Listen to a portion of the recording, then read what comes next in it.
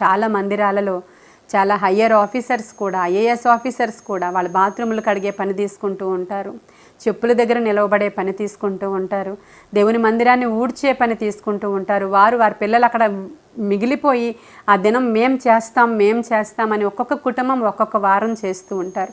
వారు ఎంతో ఆశీర్వదింపబడతారు. ప్రియమైన దేవుని బిడ్డలారా, వారి బిడ్డలు ఇంకా ఆశీర్వదింపబడతారు, తరతరములు ఆశీర్వదింపబడతారు. కారణం ఏంటంటే దేవుని మందిరంలో పనిచేయడం అనే భాగ్యం దొరకాలి. అసలు మనకి భాగ్యం దొరకాలి.